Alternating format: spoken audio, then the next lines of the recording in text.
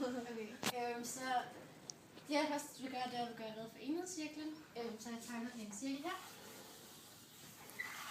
Og så tegner jeg en streg her. Det der karakteriserer en enhedscirkel, det er, at den har sit centrum i 0,0. Og så dens radius er 1. Så det vil sige, at her er der 1, og her er der minus 1, og 1 og minus 1. Og så hedder det så, at hvis man tegner en vinkel her, den kalder vi A. Så hvis man tager her, hvor at vinklen skærer cirklen, så trækker man ned på x-aksen, så hedder det så, at her ligger sinus, det gør den ikke, cosinus til A. Og heroppe, så gør man det samme, og der hvor den rammer y-aksen, der ligger sinus til A.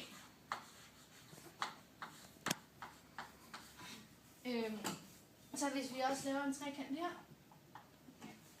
så har vi to ensvinklede trekanter. Vi har en her, og vi har en her.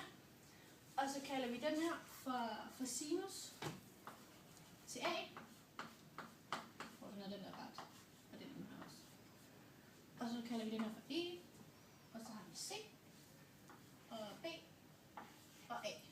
Og så det der gælder i en ensvinklet, det der gælder for ensvinklede trekanter, det er, at K er det samme som A-mærke over A, som er lige med B-mærke over B, som er lige med C-mærke over C.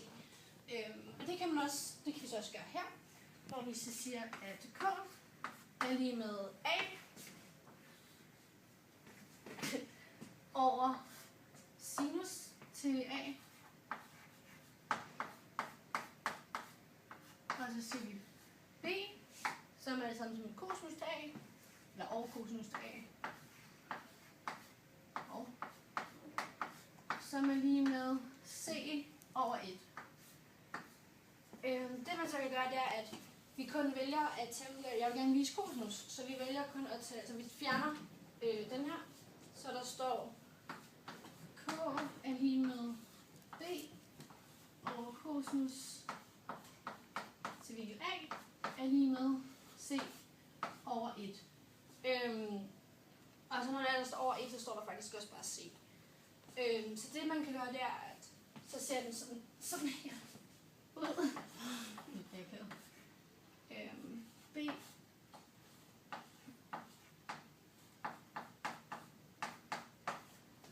og vi vil så gerne have cosinus til at stå for sig selv. Så vi siger, så vi ganger med cosinus på begge sider. Så vi får B er lige med C gange cosinus til A. Og det vi så gør her, det er, at vi skal have C over på B, fordi at cosinus skal stå for sig selv. Så vi dividerer med C på begge sider. Så der kommer til at stå B, C er lige med cosinus til A. Og det gør man, hvis man så skal bevise sinus, så gør man det på helt samme måde. Hvor man så bare skifter det her ud, så der kommer til at stå K er lige med A over sinus til A er lige med C1. Og så er det faktisk stort set på samme måde. Og så ender man så op med man ender op med, skal vi se her, A over C er lige med. Det gør ved hjælp af kvadrat. Med tilsvarende 4 kanter. Ikke nu. I hver.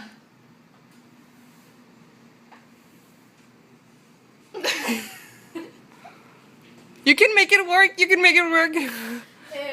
I de 4, der kalder vi så hver trekantskative for A, B, A, B, A, B, A, B, og så hypotenusen som C. Det vi først skal, det er, at vi skal bevise, at den her det kvadrat er retvinklen. Og vi ved fra her, at det her det er 180 grader. Så vi ved altså, at... det kalder vi A her. Kalder vi X, og her kalder vi B. Så vi ved altså, at A plus B plus X er lige med 180 grader. Det må så sige, at... Det vil jeg så sige, at A plus B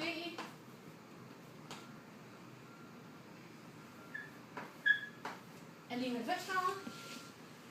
Og så må X jo være 90 grader. Så skal vi finde arealet af den her, det her kvadrat. Og det gør vi jo, så vil jeg sige siderne gange hinanden. Altså side gange side. Så det vil jo så sige, at det er T er lige med A plus B. Og ikke plus her. Gange og A plus B. Hvilket er, når man tager det ud, er AN plus BN plus 2AB. Ja, det er sådan en måde. Så en anden måde, man kan gøre, det er, at den hedder en halv gange A gange B plus C i anden. Og nu har vi et tilfælde, hvor der er 4 trekanter, så derfor putter vi lige 4 foran her, så den hedder 4 gange halv gange A gange B plus C anden. Når man tager det ud, så giver det 2AB plus CN. Da det her begge to er arealformer, så vil vi give det samme, så derfor så stiller vi dem lige hinanden. Så det vil sige, at vi får AN plus BN plus 2AB er lige med 2AB plus CN. Så vil vi jo gerne have den til at lige tage vores sætning AN plus BN giver CN. Så det er, at vi skal have 2AB lige med 0. Og det gør vi ved, at vi trækker 2AB fra her på den her side. Og når vi gør på den ene side, skal vi også gøre på den anden side. Så det vil sige, at vi ender op med AN plus BN er lige med CN. Og her er det så bare selv bevist.